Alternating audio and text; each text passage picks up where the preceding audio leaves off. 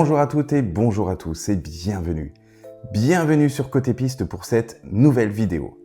Aujourd'hui, on va parler d'une voiture que tout le monde connaît, mais que très peu de personnes comprennent réellement.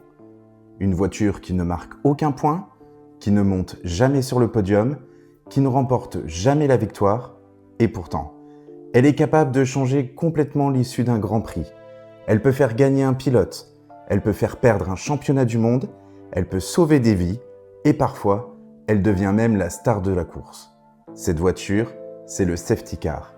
Dans cette vidéo, on va découvrir son histoire, pourquoi il existe, comment il fonctionne, pourquoi il est différent selon les disciplines, et surtout, je vais vous raconter plusieurs histoires complètement folles qui vous montrent à quel point cette voiture peut bouleverser le sport automobile.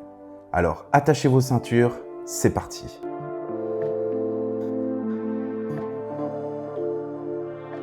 Aujourd'hui, voir une voiture de sécurité sur un circuit paraît tout à fait normal. Mais pendant très longtemps, elle n'existait tout simplement pas. Lorsqu'un accident se produisait, les commissaires traversaient la piste pendant que les autres voitures continuaient à rouler. Imaginez un instant, une Formule 1 arrive à plus de 300 km/h pendant qu'un commissaire ramasse des débris. C'était extrêmement dangereux. À cette époque, la sécurité n'était malheureusement pas la priorité. Les circuits étaient bordés d'arbres, les dégagements étaient minuscules, les protections quasiment inexistantes. Chaque intervention représentait un risque énorme. Au fil des années, les accidents ont poussé les organisateurs à repenser totalement la sécurité. L'idée est alors apparue, pourquoi ne pas faire rentrer une voiture capable de ralentir tout le peloton? Cette idée naît en Amérique. La NASCAR utilise très tôt ce qu'on appelle une pace car chargée de neutraliser les courses. Le principe est simple, tout le monde ralentit. Les voitures se regroupent, les commissaires interviennent en sécurité. Petit à petit, le système fait ses preuves. Et d'autres disciplines commencent à s'en inspirer. En Formule 1, le premier véritable essai a eu lieu lors du Grand Prix du Canada en 1973. Mais tout ne se passe pas comme prévu. À cause d'une erreur, le safety car se place devant la mauvaise voiture. Résultat, le classement devient complètement faux. Les commissaires mettent des heures à reconstituer l'ordre de la course, un véritable casse-tête. Pendant plusieurs années, la Formule 1 abandonne presque complètement le concept. Il faudra attendre les années 1990 pour qu'il devienne une procédure permanente. Aujourd'hui, impossible d'imaginer un Grand Prix sans safety car. Beaucoup pensent que le safety car sort uniquement lorsqu'il y a un gros accident. En réalité, pas du tout. Il peut être déployé dans de nombreuses situations, une voiture immobilisée dans un endroit dangereux, des débris sur la piste, une météo trop mauvaise, des commissaires qui doivent réparer une barrière ou encore lorsqu'un véhicule de secours doit intervenir rapidement. Son objectif est toujours le même, créer une bulle de sécurité. Dès que la direction de course le décide, les panneaux lumineux autour du circuit affichent safety car, les commissaires de piste agitent un drapeau jaune et brandissent une pancarte SC pour safety car. Les pilotes doivent immédiatement ralentir, le dépassement devient interdit, le premier pilote rejoint la voiture de sécurité, puis tous les autres s'alignent derrière. En quelques secondes, une course lancée à plus de 300 km/h se transforme en immense convoi. Mais ne vous y trompez pas, même derrière le safety car, les pilotes ne se reposent pas. Au contraire, ils cherchent constamment à garder leurs pneus à bonne température. Ils accélèrent, ils freinent brutalement, ils zigzaguent, ils chauffent leurs freins, ils surveillent les rétroviseurs, parce qu'au moment où le safety car rentre, la course repart immédiatement. Et celui qui aura laissé refroidir ses pneus peut perdre plusieurs places en quelques virages. Le pilote du safety car, lui, reçoit en permanence des informations de la direction de course. Il adapte sa vitesse, il sait exactement quand accélérer, quand ralentir, et surtout quand rentrer au stand. Tout est minuté, tout est calculé. Et pourtant, malgré toute cette précision, le safety car est parfois à l'origine des plus grandes polémiques de l'histoire. Parce que ce que beaucoup ignorent, c'est qu'il n'existe pas un seul safety car. Chaque discipline possède ses propres règles. En Formule 1, en NASCAR, en endurance, en IndyCar, le rôle de la voiture de sécurité est complètement différent.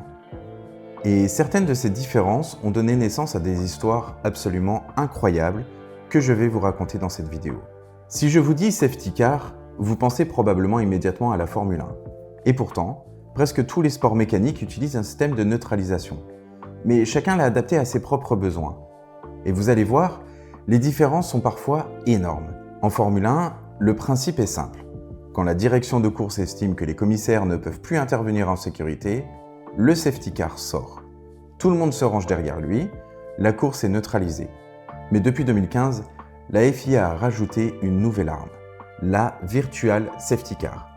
Cette fois, aucune voiture supplémentaire ne prend la piste, chaque pilote doit simplement respecter un temps minimum sur chaque portion du circuit. Résultat, on garde les écarts, les commissaires travaillent en sécurité et la course reprend plus rapidement. Cette innovation est née après un drame dont nous reparlerons tout à l'heure. Maintenant, direction l'endurance. Et là, les choses deviennent beaucoup plus compliquées. Imaginez un circuit de plus de 13 km. Impossible pour un seul safety car de contrôler toute la piste. Pendant des années, les 24 heures du Mans utilisaient 3 safety cars différents. Chaque voiture prenait en charge une partie du peloton. Sur le papier, l'idée semblait excellente. Dans la réalité, c'était parfois un véritable cauchemar. Des concurrents séparés, des écarts complètement modifiés, des stratégies ruinées, une équipe pouvait perdre une victoire simplement parce qu'elle s'était retrouvée derrière le mauvais safety car. Finalement, le système a été abandonné. Aujourd'hui, le WEC utilise également le full course yellow et surtout les célèbres slow zones. Imaginez un chantier sur une autoroute, au lieu de ralentir tout le pays, on ralentit uniquement la portion concernée. Eh bien, les slow zones fonctionnent exactement de la même manière. Seule la zone dangereuse est limitée à 80 km/h. Le reste du circuit continue normalement. Une idée brillante qui inspire désormais d'autres disciplines. Maintenant, direction les États-Unis. Et accrochez-vous parce qu'en NASCAR, le safety car fait presque partie du spectacle. Ici, on ne parle pas de safety car, mais de pace car. Et les neutralisations sont extrêmement fréquentes. Pourquoi ? Parce que les circuits ovales favorisent les contacts. Le moindre débris, la moindre voiture arrêtée, la moindre crevaison, et immédiatement, le pace car sort. Mais le plus intéressant, c'est ce qui se passe derrière. Pendant la neutralisation, certaines voitures récupèrent un tour grâce à la règle du Lucky Dog. D'autres bénéficient du Wave Around. Ce seront 2 termes que je vous expliquerai lorsqu'une vidéo sortira spécialement sur la NASCAR. Les mécaniciens travaillent à une vitesse folle, les stratégies sont complètement bouleversées. En NASCAR, une voiture qui semblait perdue peut ressortir en tête 5 minutes plus tard. Et c'est aussi pour cela que les courses américaines offrent autant de suspense jusqu'au dernier tour. Parce que l'histoire que je vais vous raconter est complètement folle. Imaginez, vous êtes tranquillement installé devant votre télévision, vous regardez une course de NASCAR et soudain, le pace car sort. Vous pensez immédiatement à un accident ? Eh bien non. Cette fois, la neutralisation est provoquée par une poule. Oui, une véritable poule. L'animal s'était retrouvé sur la piste, les officiels n'ont pris aucun risque. Résultat, toute une course neutralisée pour laisser passer une poule. Et ce n'est pas un cas isolé. Au fil des années, des chiens, des lapins, des oiseaux, des cerfs, des kangourous et même un alligator à proximité d'un circuit américain ont provoqué des interruptions de course. Le sport automobile est parfois totalement imprévisible. L'IndyCar, c'est un mélange entre la Formule 1 et la NASCAR. Les circuits routiers alternent avec les immenses circuits ovales, le pace car est utilisé très régulièrement. Mais ici, les relances sont parmi les plus impressionnantes au monde. Le leader contrôle tout le peloton. Les voitures accélèrent quasiment en même temps et en quelques secondes, on se retrouve parfois avec 4 voitures côte à côte dans le premier virage. Autant dire qu'une neutralisation peut complètement transformer une course. Et les motos alors ? Contrairement aux voitures, le MotoGP n'a pas de safety car qui emmène les pilotes. À la place, 2 voitures de sécurité suivent la course. Elles sont prêtes à intervenir immédiatement, mais ce sont les commissaires, les drapeaux et la direction de course qui assurent la neutralisation. Pourquoi ? Eh bien, tout simplement parce qu'il serait beaucoup trop dangereux de faire suivre une voiture à une trentaine de motos lancées à près de 370 km/h. La sécurité est pensée différemment, mais l'objectif reste le même. Protéger les pilotes, les commissaires et le public. Enfin, impossible de terminer ce tour d'horizon sans parler du rallye. Là, il n'y a évidemment pas de safety car. Chaque équipage roule seul, mais il existe d'autres moyens d'assurer la sécurité. Les spéciales peuvent être interrompues, neutralisées ou même annulées. Les ouvreurs, les voitures de sécurité et les commissaires vérifient en permanence que la route est libre. Une pierre, un spectateur mal placé ou un incendie peuvent suffire à interrompre une spéciale. Là encore, la sécurité passe toujours avant le chrono. Vous l'aurez compris, derrière ce simple gyrophare se cachent des dizaines de règlements différents. Mais il existe un homme qui à lui seul est devenu une véritable légende du safety car. Un pilote que tous les champions connaissent. Un pilote qui a parcouru des milliers de kilomètres sans jamais marquer le moindre point. Et son histoire est absolument fascinante. Cet homme, c'est Bernd Mayländer. Depuis l'an 2000, c'est lui qui pilote le safety car officiel de la Formule 1. Imaginez la pression. Derrière lui, il n'y a pas des conducteurs amateurs. Il y a les 20 meilleurs pilotes au monde. Hamilton, Alonso, Verstappen, Leclerc, Norris, tous suivent sa trajectoire. Et contrairement à ce que l'on pourrait croire, son travail ne consiste pas simplement à rouler doucement. Bien au contraire, il doit rouler le plus vite possible. Pourquoi ? Parce qu'une Formule 1 est conçue pour fonctionner à très haute vitesse. Si le safety car roule trop lentement, les pneus refroidissent, les freins refroidissent, les pressions chutent, le moteur surchauffe et au moment de la relance, les pilotes n'ont plus d'adhérence. C'est extrêmement dangereux. Bernd Mayländer doit donc trouver l'équilibre parfait, rouler suffisamment lentement pour garantir la sécurité, mais suffisamment vite pour maintenir les monoplaces en température. Et pendant qu'il pilote, il reçoit constamment des informations de la direction de course. Quand accélérer, quand ralentir, quand rentrer. Chaque sortie est différente. Chaque décision peut influencer la suite de la course. Et pourtant, malgré plus de 20 ans dans ce rôle, il reste l'un des hommes les plus discrets du paddock. Mais ce n'est pas tout, parce que l'histoire que je vais vous raconter est complètement folle. Nous sommes le 12 décembre 2021. Dernière course de la saison en Formule 1. Lewis Hamilton, Max Verstappen. Les deux pilotes arrivent à égalité de points. Le vainqueur sera champion du monde. Pendant plus de 50 tours, Hamilton maîtrise parfaitement la course. Le titre semble lui tendre les bras. Et puis, à 5 tours de l'arrivée, Nicolas Latifi percute le mur.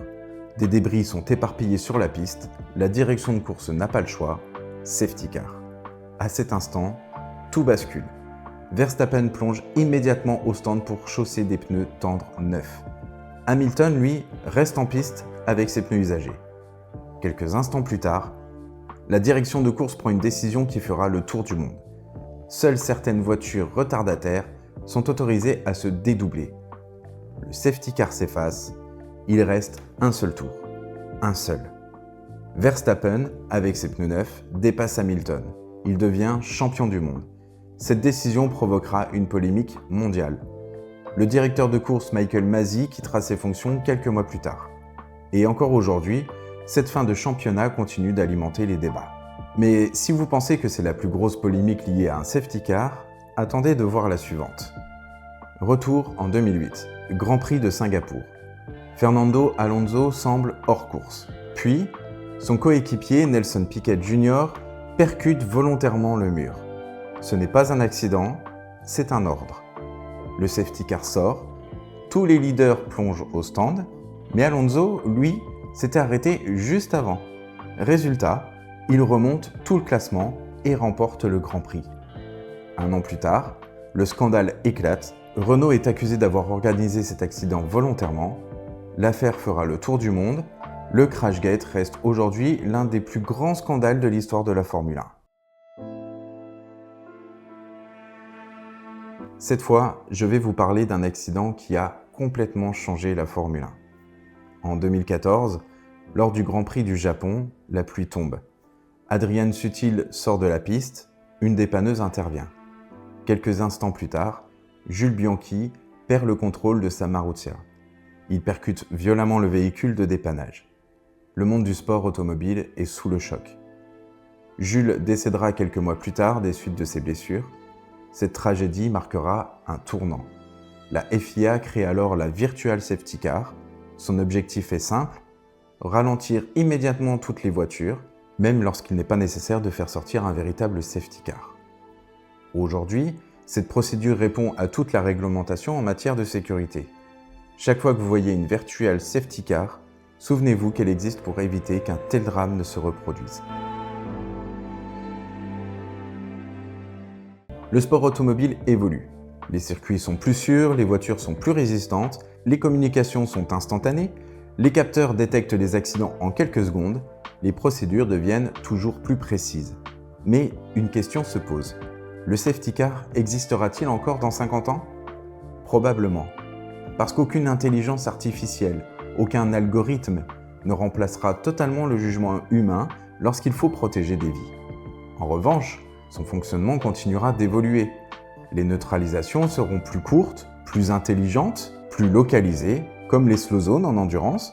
Mais une chose est certaine, la sécurité restera toujours la priorité. Finalement, le safety car est bien plus qu'une simple voiture avec un gyrophare. Il protège les commissaires, il protège les pilotes, il protège le public, il influence les stratégies, il décide parfois d'une victoire et il est même arrivé qu'il décide d'un championnat du monde. C'est sans doute la seule voiture capable d'être applaudie, huée et redoutée, sans jamais être engagée dans la course.